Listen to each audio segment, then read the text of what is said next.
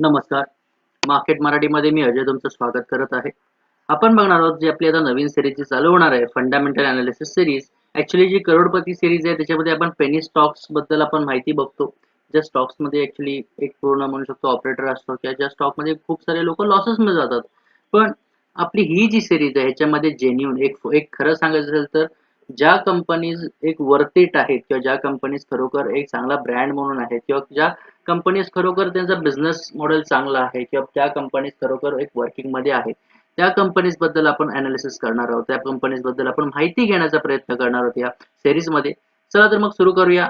Fundamental analysis सीरीजमध्ये आपण पहिला जो आपली जी कंपनी ॲक्चुअली जो पहिला व्हिडिओ आहे तो बनवतो तो म्हणजे Zomatoवरती. लक्षात घ्या ह्या कंपनीचा हल्लीच IPO येऊन गेला. ॲक्चुअली IPOला सुद्धा खूप चांगला प्रतिसाद भेटला. खूप चांगल्या लेव्हलला मार्केट मूव्हमेंट झालेली होती. ठीक आहे. त्याच्यानंतर एक प्रीमियम लिस्टिंग झाली. गेन्समध्ये लोकांनी प्रॉफिट बुक केले. पण जे इन्व्हेस्टर आहेत ते सध्या या कंपनीवरती नाखुश आहेत. सो सगळ्या गोष्टी बघणार आहोत आजच्या या व्हिडिओमध्ये की Zomato ही जी कंपनी आहे याच्यामध्ये सध्या तरी काय चाललंय? की आपण म्हणू शकतो Zomatoचा शेअर जो आहे हा सतत खाली का पडतोय? हे सुद्धा गोष्ट आपण इथे बघणार आहोत. चला तर मग सुरू करूया. पहिली गोष्ट आपण कंपनीचा थोडाफार आपण एक छोटीशी माहिती घेणार आहोत की झोमॅटोमध्ये एक कंपनीची एक स्टार्टअप नाव आहे या कंपनीचं म्हणजे झोमॅटो. ठीक आहे. थोडाफार आपल्याला टोमॅटो टाइपच वाटतंय. त्या टाइपमध्ये त्यांनी टीच्या जागी झेड टाकलंय. That's it. सो झोमॅटो जी कंपनी आहे ठीक आहे तिचं हेडक्वार्टर कुठे आहे गुरुग्रामला. गुरुग्राम इंडिया म्हणजे जे जवळपास गुरुग्रामला आपल्या जो एक सिटी आहे ॲक्चुअली आपल्या भारतामध्येच आहे आणि इंडियन कंपनी आहे गुरुग्रामला त्यांचं हेडक्वार्टर आहे. त्याच्यानंतर सेक्टर काय फूड डिलिव्हरी आता सगळ्यांना माहिती आहे. प्रत्येक जण ॲडव्हर्टाइजमेंट बघतायत टीव्हीवरती, YouTubeवरती. प्रत्येक जो तुम्ही सोशल मीडिया प्लॅटफॉर्म कराल ते म्हणजे एक फास्ट डिलिव्हरी, फास्टेस्ट डिलिव्हरी ठीक आहे. 70% ऑफ, 60% ऑफ आत्ताच ऑर्डर करा. ती म्हणजे एक फूड डिलिव्हरी एक ॲप आहे आपण म्हणू शकतो. हे फूड डिलिव्हरी कंपनी आहे. आता फाउंडर्स कोण आहेत? दीपेंद्र गोयल, सौरभ गुप्ता आणि पंकज चड्डा हे जे आहेत ते फाउंडर्स आहेत त्या कंपनीचे. आणि कंपनी फाउंड कधी झाली कधी फाउंडेड झाली आहे बघू शकतो 2008 साली. 2008 म्हणजे ॲक्चुअली खूप थोडीफार एक म्हणू शकतो 8 साली म्हटलं तर खूप जुनी कंपनी एक थोडीफार जुनी कंपनी म्हणू शकतो. अक्षरशः एकदम जास्त नाही. पण एक जवळपास 10 वर्षाहून जास्त वेळ झालेला या कंपनीला मार्केटमध्ये. ठीक आहे. आता रेव्हेन्यू 2022 चा एक फायनान्शियल इयर 2022 मध्ये एक जर रेव्हेन्यू म्हटला तर 4192 करोडचा एक रेव्हेन्यू आहे म्हणजे 540 मिलियन $0.61 मिलियन एक रेव्हेन्यू आहे. आणि टोटल फंडिंग किती आहे? $2.1 बिलियन एक फंडिंग आहे. ठीक आहे. आता पॅरेंट ऑर्गनायझेशन कुठे आहे? Zomato media private limited. आणि वेबसाईट जी आहे zomato.com ही त्यांची ऑफिशियल वेबसाईट आहे. थोडाफार आपण ओव्हरऑल लुक जो आहे हे आपण बघितलेलं आहे ओव्हरऑल कंपनीबद्दल. त्याच्यानंतर आपण पुढे जाणार आहोत आणि पुढे जाऊन आपण बघणार आहोत झोमॅटोची एक जर्नी किंवा एक टाइमलाईन झोमॅटोचा आपण बघणार आहोत. आता टाइमलाईन म्हणजे काय बाबा 2008 पासून त्यांनी काय काय केलंय हे आपण आता बघणार आहोत की 2008 ते 2010 त्यांनी काय केलं. 2012, 14, 15, 17, 18, 19 त्यांनी काय काय म्हणजे झोमॅटो कशी इव्हॉल्व्ह होत गेली किंवा हळूहळू कसा त्याच्यात प्रोग्रेस होत गेला झोमॅटो या ब्रँडमध्ये ते पण बघणार आहोत. 2008 साली जेव्हा ते फाउंड झाले पहिलं नाव काय होतं माहिती आहे का? फूडी बे हे त्या कंपनीचं नाव होतं. त्याच्यानंतर एंजल एक इन्व्हेस्टमेंट रेज केली. त्याच्यानंतर इन्व्हेस्टमेंट त्यांच्याकडे आल्यानंतर त्यांनी थोडा एक रिब्रँड केला. ठीक आहे. तर फूडी बे जरा नाव जरा हटके वाटतं पण त्याच्यानंतर त्यांनी एक म्हणतात ना नाव जे आहे कंपनीचं थोडं कॅची असायला पाहिजे. हे लक्षात घ्या. लोक ते पटकन पकडायला पाहिजेत बाबा नाव एक पटकन लक्षात यायला पाहिजे आणि त्या टाईपमध्ये प्रत्येक ब्रँड स्वतःचं नाव एक युनिक ठेवायचा प्रयत्न करतो. त्याच प्रकारे त्यांनी नाव जे आहे स्वतःचं झोमॅटो एक रिब्रँड केला. त्याच्यानंतर आता goes internationally with UAE launch acquires Menumania, Lunchtime, Cibando. ठीक आहे. आता खूप साऱ्या कंपनी कारण कसं आहे लक्षात घ्या इंटरनॅशनल सुद्धा 24 देशांमध्ये ते अवेलेबल होते. लक्षात घ्या. ठीक आहे. 24 देशांमध्ये अवेलेबल होते आणि त्याच्यानंतर त्यांनी काय ॲक्विजिशन केलं लक्षात घ्या. कुठलाही स्टार्टअप जेव्हा सुरुवातीला स्टार्ट होतो ना तेव्हा त्यांच्याकडे इन्व्हेस्टमेंट जेव्हा फंड्स असतात त्या फंडचा उपयोग काय करतात? एकतर ते जास्त डिस्काउंट देण्यासाठी उपयोग करतात ते आपण पुढे बघणार आहोत. आणि दुसरी गोष्ट असते ती म्हणजे ते त्यांच्या रायव्हलरी ब्रँड जे असतात किंवा आपण म्हणू शकतो झोमॅटोचा स्विगी एक रायव्हल आहे आज आपल्या देशामध्ये. ठीक आहे. किंवा उबर इट्स मध्यंतरी होता तो उबर इट्स झोमॅटोनच विकत घेतलाय. ठीक आहे. इथे तुम्ही क्लिअरली बघू शकता उबर इट्स इंडियाला झोमॅटोने अक्वायर केलाय. सो ह्या ज्या गोष्टी आहेत ना की ज्या समजा जर आपण म्हणतो की आता म्हटलं जसं की जे इन्व्हेस्टर्स असतात, जे इन्व्हेस्ट करतात, ज्या कंपनीकडे स्टार्टअपकडे जेव्हा फंड येतो आणि तो फंड ते लोक ह्या सगळ्या गोष्टी म्हणजे एक एक कसं असतं रायव्हल कोण असेल त्याला विकत तरी घेणं किंवा स्वतःहून त्याच्यापेक्षा बेटर बनणं त्याच्यासाठी त्या फंडचा वापर केला जातो. कारण सर्व्हाइव्ह होण्यासाठी त्याची सगळ्यात मोठी गरज असते. कारण कसे कधी कंपनी इंडिपेंडेंट बनते जेव्हा तिचं नाव मोठं होतं, बिझनेस मॉडेल एक युनिक राहतं किंवा त्यांच्यासारखा एक बिझनेसमध्ये टफ फाईट जर ते देत असतील, जर ते ब्रँड आणि ब्रँड प्रॉफिटेबल असेल किंवा लोकांच्या म्हणू शकतो. आता थोडक्यात म्हणायचं असेल तर आता फ्लिपकार्टने किती टक्कर दिल्या. सुरुवातीला आपण म्हणतो स्नॅपडील नंबर 1 होता. ठीक आहे. त्याच्यानंतर फ्लिपकार्टने जी उडी मारली आपण बघू शकतो. फ्लिपकार्ट एक ॲक्चुअली एक स्ट्राँग कॉम्पिटिटर झाला आहे Amazonला. तुम्ही बघू शकता. एक त्याच लेव्हलला भारतामध्ये एक आपण म्हणू शकतो Zomato जो आहे, यांनी जे फंडिंग केले त्याच्यानंतर त्यांनी एक इंटरनॅशनल जाण्याचा प्रयत्न केला. इंटरनॅशनल ते लॉन्च झालेले होते. ठीक आहे. त्याच्यानंतर 2015 ते 17 त्यांनी काय केलंय, launches food delivery introduces membership program Zomato Gold हे त्यांचा मेंबरशिप प्रोग्राम ते केलं. त्याच्यानंतर त्यांनी ॲक्विजिशन केलेलं आहे परत अर्बन स्पून, ठीक आहे. त्याच्या मेकॅनिस्ट आणि नेक्स्ट टेबल हे जे ॲक्वायर केलेले आहेत त्यांनी. त्याच्यानंतर त्यांनी काय केलंय हायपर प्युअर आणि फूड वर्क आणि त्याच्यानंतर परत त्यांनी इथे ॲक्विजिशन केलेले आहे. ते आपल्याला क्लिअरली दिसतंय. लक्षात घ्या एवढे ॲक्विजिशन्स त्यांनी केलेले आहेत. एक ठीक आहे. आता पुढे आपण बघणार आहोत किती ॲक्विजिशन्स केले. हे आपण टाइमलाईन मध्ये बघतो बघा त्यांनी काय केलं. ठीक आहे. त्याच्यानंतर त्यांनी एक झोमालँड म्हणून त्यांनी एक लॉन्च केलं होतं 2019ला त्यांचं स्वतःचं. त्याच्यानंतर व्हिडिओज जे त्यांच्या प्लॅटफॉर्मवर त्यांनी इंट्रोड्यूस केले आणि प्रेझेंटमध्ये काय एक उबर इट्स त्यांनी अक्वायर केला इंट्रोड्युसेस. आता हे ऍक्च्युली हा जो टाइमलाईन आहे हा 2021 हा 2020चा असेल आसपास. तर आता करंटमध्ये त्यांनी ब्लिंकिटला अक्वायर केलेला आहे. ठीक आहे. हा थोडाफार आपण म्हणू शकतो एक 12 वर्षाची एक करंट 12-13 वर्षाची एक जर्नी. आता इथे आपल्याला 12 वर्षाची दिसते. ठीक आहे. जी जर्नी जी आहे आपण थोडक्यात बघितल्यावर त्यांनी 2008 पासून त्यांनी काय काय केलं.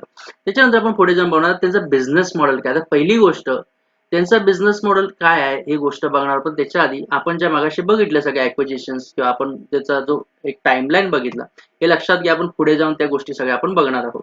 ठीक आहे.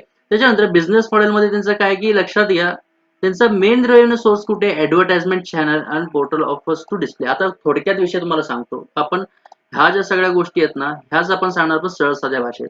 पहिली गोष्ट ते काय करतात.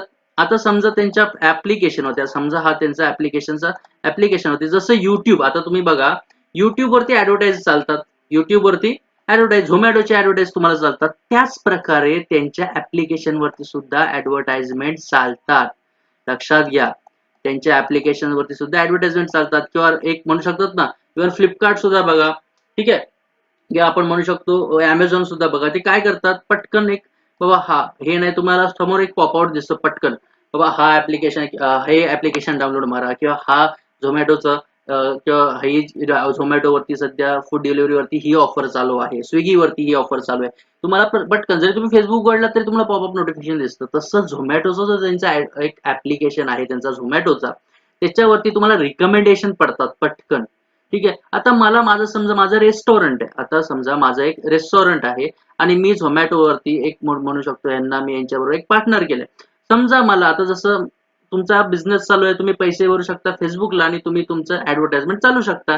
त्याच प्रकारे तुम्ही झोमॅटोच्या ऍप्लिकेशन वरती जर कोणत्या रेस्टॉरंटला त्याचा एक रिकमेंडेशन नंबर वरती वर येते नंबर वरती यायचं असेल किंवा त्यांची ऍडव्हर्टाइजमेंट त्यांच्या ऍप्लिकेशन वरती चालायला पाहिजे असेल तर ते समजा तुम्ही पेमेंट केलं झोमॅटोच्या याला तर ते तुमच्या ऍडव्हर्टाइजमेंट त्यांच्या ऍपवरती चालू शकतात. म्हणजे जेवढे लोक फूड सर्च करत असतील किंवा एक चांगले रेस्टॉरंट सर्च करत असतील त्यांना तुमची ऍडव्हर्टाइजमेंट सर्वात पहिली तिथे दाखवली जाते. हा त्यांचा ऍडव्हर्टाइजमेंटचा सुद्धा एक रेव्हेन्यूचा खूप चांगला एक मेन सोर्स आहे असं म्हणू शकतो. कारण ऍडव्हर्टाइजमेंट वरती अक्षरशः चांगला पैसा कमवला जातो.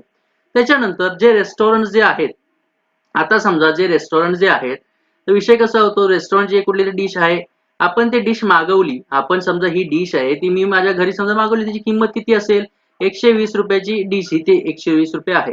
पण तीच डिश मी रेस्टॉरंट मध्ये त्या जाऊन खाली तर मला किती रुपयाला भेटेल 70 ते 80 रुपये. 70 ते 80 रुपये. आता वरचे जे पैसे वाढून घेतात झोमॅटो काय करतं लक्षात घ्या. झोमॅटो काय करतं की समजा हे 120 रुपये ते पे केले तो डिलिव्हरी चार्जेस फ्युएल चार्जेस ते सगळे असतात त्यांचे जे एक्सपेन्स सगळे कट करून प्लस एक तो जो आपण म्हणतो की हे जो पैसे आपण पे करतो तो जो शॉपकीपर असतो शॉपकीपर म्हणू शकतो किंवा जो दुकानदार म्हणू शकत नाही. म्हणजे रेस्टॉरंट ओनर म्हणू शकतो. ठीक आहे. किंवा एक तो हॉटेलवाला म्हणू शकतो जो असेल त्याला, किंवा आपण जे हॉटेलमधून मागवतो ते हॉटेल ओनर असेल त्याला त्याचे काय जे त्याचे पैसे त्याला पे केले जाणार, त्याचं कमिशन सुद्धा झोमॅटो स्वतःकडे ठेवतं, हे लक्षात घ्या. आणि हा जो आहे थोडक्यात आपण समजून घेतलेला आहे की बिझनेस मॉडेल काय आहे झोमॅटोचा, आणि जास्तीत जास्त ते कमवतात ऍडव्हर्टाइजमेंट वरती आणि त्याच्यानंतर कमिशन्स वरती. ठीक आहे. त्याच्यानंतर आपण पुढे बघणार आता ह्याच्यामध्ये फंडिंग इन्व्हेस्टर्स लक्षात घ्या. ह्या कंपनीला मी मगाशीच म्हटलंय सुरुवातीला की आपण ज्या ज्या टाइमलाईन वरती बघितल्या सगळ्या गोष्टी किंवा त्याच्या आधी सुद्धा बघितलं काय आहे, फंडिंग स्टार्टअप आहे. झोमॅटो हा 2008 साली उघडलेला स्टार्टअप आहे. कंपनी ब्रँड कधी बनते, जेव्हा ती स्वतःहून चालते. स्वतःहून चालते म्हणून शकतो. आता रिलायन्स ब्रँड आहे, हिंदुस्थान युनिलिव्हर ब्रँड आहे, यांना कोणाकडून फंड उचलायची गरज आहे का आता करण्यामध्ये? नाही. ते खरोखर खूप मोठे ब्रँड्स आहेत.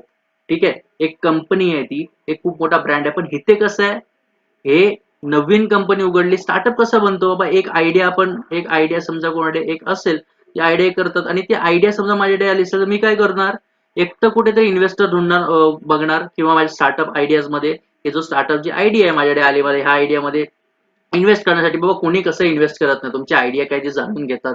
तुमची बिझनेस प्लॅन काय आहे तो जाणून घेतात. हे लक्षात घ्या.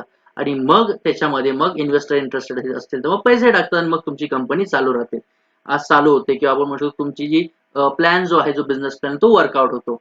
सो तसंच किंवा काय काय असतं बाबा, इन्व्हेस्टर्स नाहीत बाबा, तुम्ही स्वतःहून सुद्धा तुमच्या आयडियावरती, तुमच्याकडे पैसे असतील तुमच्या आयडियावरती तुम्ही स्वतःहून वर्क करू शकता. मग कसं बाबा, कुठल्या इन्व्हेस्टरची नाही, मी स्वतःचे पैसे घालू शकतो. पण जवळपास 99% तरी इन्व्हेस्टर्सच त्याच्यामध्ये पैसा पोर करतात. आयडिया लॉस गेली तर तुमचा लॉस होईल, पण इन्व्हेस्टर्स झालं तर कसं असतं, इन्व्हेस्टर्स जे हे असतात हे एकाच कंपनीमध्ये गुंतवत नाही, एका सारख्या 3-4 कंपन्यांमध्ये गुंतवतात. मग त्याच्यातली कुठली तरी एक कंपनी जरी प्रॉफिटेबल गेली आणि ह्या जर लॉस मध्ये गेल्या त्यांना काहीही फरक पडत नाही. कारण त्यांचा जो हा पैसा असतो त्याच्या दुप्पट पैसा ही कंपनी जी प्रॉफिटेबल होते ती कंपनी त्यांना प्रॉफिटेबल करून देते किंवा तो पैसा बाहेर काढून देते असं म्हणू शकतो. त्याच्यानंतर आता फंडिंग आणि इन्व्हेस्ट, आता किती म्हणजे 2008 साली कंपनी उघडली आणि त्याच्यानंतर कुठल्या कुठल्या कंपनीने या कंपन्यामध्ये गुंतवणूक केली आहे ते आपण बघणार आहोत. ठीक आहे. तर मग आपण खालून जाऊया, वरून बघणार नाही पण खालून बघणार आहोत पूर्ण. इथे तुम्ही बघता स्टेजेस मध्ये, आता स्टेज ए, स्टेज बी, स्टेज सी. ठीक आहे. स्टेजेस मध्ये प्रत्येक लक्षात घ्या, हळूहळू गुंतवणूक करता. बाबा मी समजा 5 रुपये टाकले, 10 रुपये, लक्षात घ्या आपण काय करतो नॉर्मल लोक किंवा आपण रिटेल माणसं, एक कंपनीचा शेअर मला 10 रुपयाला भेटला ना, मी फंडामेंटल बघत नाही, टेक्निकल पण काही बघत नाही, मी डायरेक्ट ह्या कंपनीमध्ये माझे समजा 1,00,000 रुपये असतील, मी 1,00,000 रुपये ह्या कंपनीमध्ये गुंतवून टाकतो.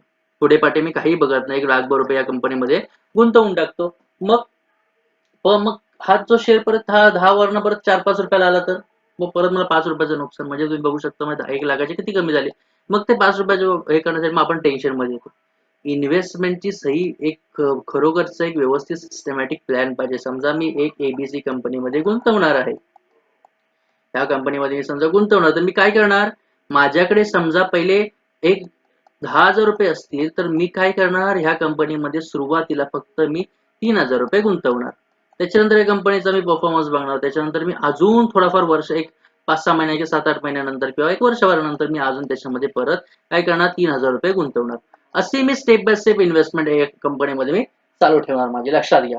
आता तुम्ही क्लिअरली बघू शकता इथे एक खूप मोठ्या मोठ्या ब्रँड्स इथे इन्व्हेस्ट केलेला आहे. आता इथे बघा, सप्टेंबर 2011 मध्ये इन्फोएज ही इंडियन ब्रँड आहे. तुम्ही आता आपण एक काम करूया, जेव्हा आपण प्रॅक्टिकल बघू, प्रॅक्टिकल म्हणजे त्याच्या चार्ट वरती बघू, इन्फोएज खरोखर एक खूप मोठा ब्रँड आहे आणि त्या कंपनीने याच्यामध्ये एक इन्व्हेस्टमेंट केली होती. लक्षात घ्या. आणि इन्फोएजस मेजर स्टेक होल्डर आहे. 18 की 20-25% मेजर स्टेक होल्ड करतो, आपण म्हणू शकतो झोमॅटोमध्ये.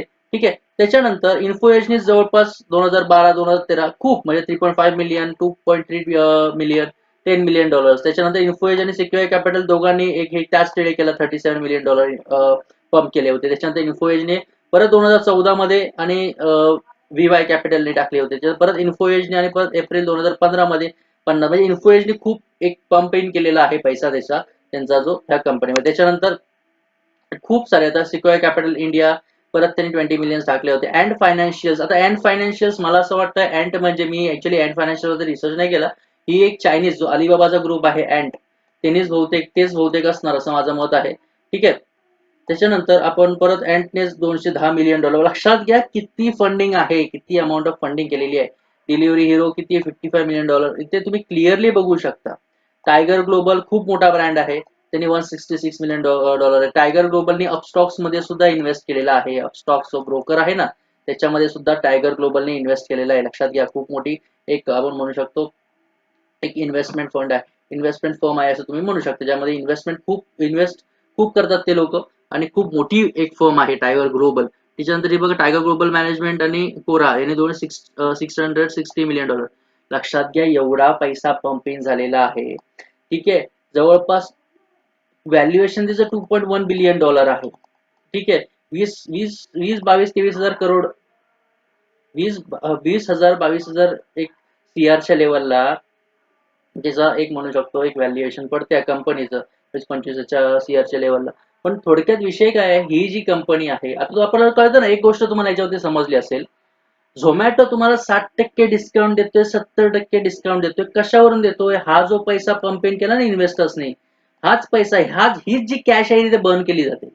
लक्षात घ्या, हा जो पैसा आहे जे आपल्या ह्या कंपनीजने, मोठ्या इन्व्हेस्टर्सनी एक आतमध्ये गुंतवल्या, मोठ्या मोठ्या कंपनीजने गुंतवलेला आहे, हाच पैसा तुम्हाला एक सूट म्हणजे म्हणू शकतो एक ऑफर देण्यामध्ये, डिस्काउंट देण्यामध्ये तुम्हाला हाच पैसा वापरला जातो झोमॅटोद्वारे. हे जे ऍक्विजिशन झोमॅटोने केले आहेत ते ह्याच पैशाने केलेले आहेत. ठीक आहे, सो तुम्हाला समजलं असेल. ठीक, त्याच्यानंतर आपण फंडिंग आणि इन्व्हेस्टर नंतर आता रेव्हेन्यू बघा. आता रेव्हेन्यू मध्ये आता फक्त आपण रेव्हेन्यू बघतो, याच्यामध्ये अजून बाकी बघत नाही, पुढच्या गोष्टी पुढे बघणार आहोत. रेव्हेन्यू ब्रेकडाऊन मध्ये 2001 बघू शकतो, 19 मध्ये जवळपास फूड डिलिव्हरीने 1218 करोड कमवले. 2020 मध्ये जास्त कमवलेत का? लॉकडाऊन होतं. ठीक आहे, आणि लॉकडाऊनमुळे कसं कोणाला बाहेर जाता येत नव्हतं, त्यामुळे घरी ऑर्डर करून डिलिव्हरी एक म्हणू शकता घरी डिलिव्हरी होत होती, आणि त्याच्यामुळेच त्यांनी पैसे कमवलेत. त्याच्यानंतर एक इथे तुम्ही चेक करू शकता फूड डिलिव्हरी, परत इथे थोडाफार कमी झालाय. तर त्याचा गुड्स सेल करून त्याने किती केलेले आहेत, 15 करोड, आणि हे अक्षरशः वाढलेले आहेत.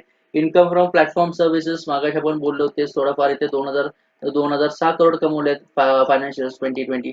Actually income from platform services याचा अर्थ तोच ऍडव्हर्टाइजमेंट आणि मुली रेव्हेन्यू मगाशी सांगितलं. विषय कसा आहे, इथे एवढं का 2020 मध्ये काही सगळं बंद असल्यामुळे ऍडव्हर्टाइजमेंट जास्त रन झाले. लक्षात घ्या, कोविडमुळे काय झालं, खूप सारे जे ऑनलाईन बिझनेसेस आहेत हे कोविडच्या दरम्यान खूप सारे बूस्ट झाले. ठीक आहे, आणि कसं बूस्ट झाले, आणि कोणी घरातून काही गोष्टी पार्सल करत होत्या, त्याही गोष्टी हे केलं, म्हणजे घरात छोटंसं हॉटेल बनवून काही बनवून पार्सल करत होत्या. ठीक आहे, किंवा आपण ऍडव्हर्टाईज चालू शकलो, सो बाबा हे आहे माझा, हा एक किचन आहे, XYZ किचन, ABC किचन, असं जे त्यांचं नावं जे असतील ते टाकून, म्हणजे थोडक्यात तुम्हाला समजत असेल मला काय सांगायचं, की ऑनलाईन जो आपला बिझनेस आहे हा ह्या टायमाला फायनान्शियल इयर 2020 मध्ये हा बूस्ट झालेला आहे. ठीक आहे, आता रेव्हेन्यू तुम्हाला समजलं, थोडंफार फायनान्शियल इयर 2021 मध्ये फूड डिलिव्हरी कमी झालंय, पण हे थोडंफार वाढले सेल ऑफ गुड्स, आणि इथे थोडंफार एक कमी झालेलं दिसतंय. ठीक आहे, 78 करोड. त्याच्यानंतर आपण एक्सपेन्सेस आणि लॉसेस, आता ही महत्वाची गोष्ट आहे. मी मगाशी म्हटलं, आपलं आता तुम्हाला एक गोष्ट सांगली की बाबा, मी मगाशी म्हटलं सुरुवातीला IPO लॉन्च झाल्यानंतर कंपनी खूप मोठ्या बुमिंग मध्ये गेली, बाईंग मध्ये एक चांगल्या लेवलला गेलेली आहे कंपनी. ठीक आहे, मगाशी एक चांगली म्हणजे खरोखर खूप सारा एक म्हणू शकतो लिस्टिंग गेन, एक चांगला प्रॉफिट लिस्टिंग गेन झालेला आहे, खूप चांगल्या लोकांनी प्रॉफिट बुक केले सुरुवातीला. पण जे मेन इन्व्हेस्टर होते ते आता लॉसेस मध्ये, काय त्याचं कारण हे लक्षात घ्या. आणि आता जो स्टॉक जो आहे तर 50 50 52 रुपयाच्या आसपास शेअर चालू आहे, का चालू आहे त्याचं कारण तुम्हाला दाखवतो. पहिली गोष्ट, total expenses of Zomato have recorded ₹6,205 crore in financial year 2022, which were earlier registered at ₹2021. Company's losses widened from 816 crore in FY21 to 1,222 in 2022. लक्षात घ्या, मी मगाशी काय म्हटलं, एक्सपेन्सेस म्हणजे केव्हा पैसे ते इन्व्हेस्ट आतमध्ये घालतात बिझनेसमध्ये. का पैसे घालतात बिझनेसमध्ये? मगाशी म्हटलं तुम्हाला ऑफर्स भेटतात सगळं, हे कुठून? हे स्वतःच्या खिशातून पैसे घातले जातात. आणि हा जो एवढा एक्सपेन्स आहे, ठीक आहे, तो पुरा रेकॉर्डेड एक्सपेन्स किती आहे फायनान्शियल 2022चा? 6,205 कोटीचा एक्सपेन्स आहे. आणि आणि फक्त एक म्हणू शकता, आणि त्याच्या आधीचा एक्सपेन्स किती? 2,708 कोटी 2021 मध्ये. पण लॉसेस जो आहे 2021 ला कितीचा एक फायनान्शियल इयर, 816 करोड लॉस होता फक्त. पण 2022 ला एक तुम्ही बघू शकता 1,000 1222 आहे 0.5, म्हणजे तुम्ही बघू शकता लॉस जो आहे हा किती वाईडन झालेला आहे, लॉस जो आहे हा किती लॉस वाढलेला आहे. आता खाली तुम्हाला ग्राफ दाखवेल की फायनान्शियल 2017 पासून झोमॅटोचे लॉसेस किती आहेत. तुम्ही क्लिअरली बघू शकता फायनान्शियल इयर एक 2017 389 करोडचा लॉस आहे. त्याच्यानंतर थोडाफार कमी झाला 106 करोड. बाबा इथून वाटलं असलं थोडे प्रॉफिटेबल झालेत. 2019 मध्ये इथे तुम्ही क्लिअरली बघू शकता 1001 बरोबर शकतं 10 करोडच्या आसपास आहे. त्याच्यानंतर 2020 ला तर जास्त होता. आपण म्हणू शकतो लॉसेस. आता का 2020 ला जास्त लॉस होता लक्षात घ्या. डिलिव्हरी ऍप आहे, कोविड होता, लॉकडाऊन होतो, त्याच्यामुळे लॉसेस त्यांना बेअर करावे लागले. लॉसेस असणारच असणार. ठीक आहे. त्याच्यानंतर आणि मेन गोष्ट कशी झाली, लोकांचं एक म्हणून होतं, एक लोक जे आहेत वर्कर्स जे आहेत किंवा म्हणू शकतो वर्कर्स त्यांना कमी होते. का कमी होते? कोविडमुळे प्रत्येक जण आता समजा कोणी महाराष्ट्रात राहतोय, महाराष्ट्रात बाहेरच्या राज्यातून आलेले लोक आहेत किंवा बाहेरच्या राज्यातून समजा कुठे दिल्लीला येणारे लोक समजा इतर बाजूच्या राज्यातून आलेले लोक असतील. या कंपनीमध्ये काय करणार लॉकडाऊनच आहे काय करणार आपण आपल्या मूळ गावी जाऊया. मग तिकडून त्यांच्या मूळ गावी समजा ते गेले असतील त्यामुळे इथे कंपनीला कोणी लोकच नाहीत. त्याच्यानंतर काही लोकांना त्यांनी पगार सुद्धा त्यांना द्यावा लागला असेल. तो सगळा हे करून त्यांना लॉसेस एवढे करायला लागले. त्याच्यानंतर तुम्ही बघू शकता परत 2021 ला 816 आता मग अशी वाचलंच त्याने परत फायनान्शियल 2022 आता करंट मध्येच 1222 करोड एक तुम्ही बघू शकता लॉस जो आहे हा परत वाढलेला आहे. ठीक आहे. आता कळत असेल तुम्हाला की बाबा त्याचा शेअर जो आहे एवढ्या मोठ्या मुवमेंटला जाऊन एवढी चांगली व्हॅल्युएशन एक मस्त गेन होलिस्टिंग घेऊन मस्तपैकी एक धमाकेदार एंट्री केल्यानंतर आता तो ढूप का झालाय, खाली का पडलाय, त्याचं उत्तर तुम्हाला इथे माझ्या मते समजलं असेल. त्याच्यानंतर आता झोमॅटोचे करंट प्लॅन्स बघणार होता. प्लॅन्स म्हणजे आता करंट फ्युचर प्लॅन्स काय आहेत त्यांचे झोमॅटोचे. आता त्यांना करायचंय काय लक्षात घ्या. फ्युचरचे प्लॅन्स आहेत ते आपण बघणार आहोत. पहिली गोष्ट एक त्यांचा आता main focus Indian delivery business मध्ये आहे.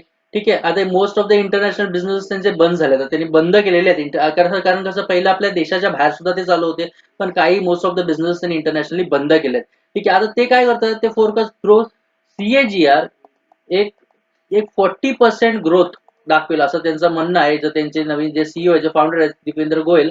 ठीक आहे. आणि त्याच्यानंतर त्यांनी आता मध्यंतरी आपण खूप सारा डंका ऐकला होता 10 मिनिट्स डिलिव्हरी 10 मिनिटात डिलिव्हरी होणार 10 मिनिट्स डिलिव्हरी. ठीक आहे. आता ह्याच्यावरती झोमॅटो इन्स्टंट जो त्यांचा आता प्लॉटिंग प्लॅटफॉर्म आहे ते त्यांना उभं करायचं आहे. ठीक आहे. एक क्विक कॉमर्स आहे. मेन फोकस आहे त्यांचा आता ते म्हणजे लवकरात लवकर डिलिव्हरी. आता त्याच्यासाठी लवकरात लवकर डिलिव्हरीसाठी आता माझ्यामध्ये त्यांनी जे ब्लिंकिट जे ऍक्विजिशन केलंय त्याचं कारणच ते असणार आहे. ब्लिंकिट जे त्यांनी विकत घेतलेलं आहे त्यांनी.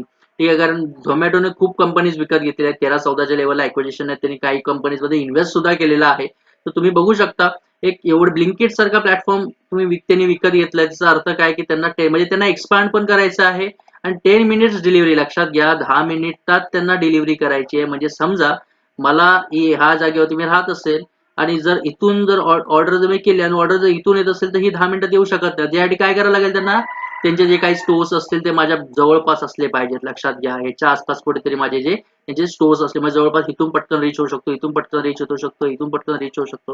म्हणजे जवळपास एक म्हणू शकतो की त्यांना जास्तीत जास्त एक लेवलला म्हणजे जास्तीत जास्त मदत पाहिजे सगळ्या ब्रँडची असं म्हणू शकतो. त्यासाठी ब्लिंकिट त्यांनी हे केलेलं अक्वायर केलेलं आहे आणि अजून मोठा बिझनेस प्लॅन त्यांना बनवायचा आणि करंट मध्ये ते फोकस्ड आहेत ग्रोथसाठी असं ते म्हणतात आणि डिलिव्हरी जी आहे एक 10 मिनिटात डिलिव्हरी हा त्यांचा मेन मोटिव्ह आहे असं आपण म्हणू शकतो. त्याच्यानंतर आपण आता जाऊन प्रॅक्टिकल जाऊन बघ ना तर प्रॅक्टिकल साठी आपण पहिला झोमॅटोचा चार्ट बघूया. झोमॅटोच्या चार्ट वरती तुम्हाला क्लिअर दिसतंय झोमॅटोच्या चार्ट वरती तुम्हाला क्लिअर दिसते व कसा शेअर डूब झालेला आहे. इथे बघू शकता क्लिअरली 23 जुलै 2021 गेल्या वर्षी ह्याच टायमाला त्यांचा IPO आला होता. 116 रुपयेच्या आसपास एक लिस्टिंग एक ओपन झाला आणि त्याच्यानंतर 70-75च्या आसपास माझ्या वरती काहीतरी इश्यू प्राइस असेल आणि तिथून त्याच्यानंतर तुम्ही बघू शकता एक चांगल्या मस्त लेवलला आला 165 पर्यंत वरती गेला आणि त्याच्यानंतर जो तो एक भूत झालेला आहे शेअर म्हणजे अक्षरशः एक जवळपास जर तुम्ही बघितलं तर निम्म्यापेक्षा जास्त एक आसपास 50-60% तरी एक इन्व्हेस्टर्सची जी आपण म्हणू शकतो पैसे जे आहेत सगळे एक म्हणू शकतो कमी झालेले आहेत किंवा एक लॉसेस मध्ये आहेत इन्व्हेस्टर्सचं. कारण हे स्टॉक होतं 50-55च्या आसपास चालू आहे. तुम्ही म्हणू शकता हा मी बाय करू शकतो का शेअर. हा शेअर मी बाय करू शकतो का असा तुमचा विषय असेल तर माझं मत आहे तर सध्या तरी नाही, आता तरी माझा विषय वाटत नाही मला. कारण कंपनी प्रॉफिटेबल होणं गरजेचं आहे. कमी किमतीत शेअर मिळतोय म्हणून मी बाय करतोय, अजिबात नाही. त्याला काय होतं, जो स्टॉक जो आहे हा जो कमी किमतीत 50-53 ला भेटतोय, लक्षात घ्या कंपनीला टर्न अराउंड व्हायला खूप वेळ आहे. कंपनी बेस्ट आहे सगळं मान्य करतो, कॉम्पिटिटर स्विगी आहे सगळं मान्य करतो, पण विषय काय, ह्या ब्रँडला आता स्वतःला थोडाफार एक प्रॉफिटेबिलिटीकडे थोडाफार वळावं लागेल. ते प्रयत्न करतायत पण हळूहळू होईल. आता काही ऍक्विजिशन केलं, ब्लिंकिटला एक्वायर केलं, त्याच्यामुळे शेअर 20-25% खाली पडलाय, लक्षात घ्या. कारण ब्लिंकिट ही प्रॉफिटेबल कंपनी नव्हती. ब्लिंकिट म्हणजे कोण, ग्रोफर्स, जे आधी ऍडव्हर्टाइज ग्रोफर्स ग्रोफर्स व्हायचं ना, त्या ग्रोफरचंच नाव चेंज करून आता ते ब्लिंकिट झालेलं आहे. आणि त्याच कंपनीला त्यांनी विकत घेतलं. आणि ती इंडियनच ब्रँड आहे, कुठलाही असं हे नाही. आणि ती एक म्हणू शकतो एक ग्रॉसरी डिलिव्हरी ऍप्लिकेशन आहे, ठीक आहे. जसं की आपण थोडक्यात रिलायन्स जिओ मार्ट वगैरे म्हणतो त्याच त्या प्रकारे ते आहे, ठीक आहे. त्याच्यानंतर पण बिझनेस मॉडेल प्रत्येक दोनचा वेगळा आहे, त्याच्यावरती नंतर आपण एक व्हिडिओ बनवूया. पण सध्या तरी हा जो शेअर आहे हा बाईंगच्या लायकीचा आहे का, माझ्या मते नाही. इथे थोडाफार ओव्हरसॉल्ड झाला होता, इथे RSI तुम्ही चेक केला, इथून वर्षाशी जात होता, परत इथे खाली आलेला आहे. सो आता त्याच्यानंतर आता करंट मध्ये मी थोडेफार एक ट्रेंड लाईन्स काढून टाकले. लक्षात घ्या हा शेअर जो आहे स्टॉक हा डाऊन ट्रेंड मध्ये आहे. जोपर्यंत ही ट्रेंड लाईन ब्रेकआउट देत नाही वरच्या दिशेने, आणि हा जी लेवल आहे ना 75, ह्याच्यावरती क्लोजिंग वर मुवमेंट देत नाही, आपण म्हणू शकत नाही ही डाऊन ट्रेंड सध्या तरी संपलाय as compare to as said technically. आणि हे टेक्निकली विषय आहे. फक्त चार्ट बघून आपण सध्या, मगाशी आपण फंडामेंटली बघितले, पण चार्ट बघून म्हणायचं असेल, जोपर्यंत ही जी एक आपण म्हणू शकतो ट्रेंड लाईन आहे, जी डाऊन ट्रेंड आपल्याला रिप्रेझेंट करते सध्याचा, जरी ही ट्रेंड लाईन जोपर्यंत ब्रेकआउट होत नाही आणि ह्याच्यावरती टिकत नाही, प्लस 75 हा 75 ची लेवल आहे किंवा प्रिव्हियस स्विंग हाय मोठा वर्षात, तर हा 80च्या आसपास ह्याच्यावरती क्लोजिंग देऊन कुठेतरी वरती जात नाही, तोपर्यंत आपण ह्या स्टॉकला एक थोडाफार टेक्निकली म्हणू शकत नाही हा डाऊन ट्रेंड आहे, म्हणजे जे भूत होतंय ते संपेल. किंवा ह्याचा लो तुटला खालचा, आता परत अजून मार्केट खाली येऊ शकतो, परत मला 40, 35, 30 पर्यंत तुम्हाला टार्गेट खालच्या दिशेने बघायला मिळू शकतात. हे लक्षात घ्या. कशावरती, झोमॅटो बाबत. ओके, होपफुली तुम्हाला झोमॅटोचं जे आहे तुम्हाला पूर्ण झोमॅटो बद्दल माहिती समजली असेल, ठीक आहे. सो आवडले असेल झोमॅटोचं क्विकली अनालिसिस एक फंडामेंटली, ठीक आहे. तर नक्की चॅनल आपल्या लाईक करा, कमेंट करा आणि सबस्क्राईब करायला विसरू नका. धन्यवाद.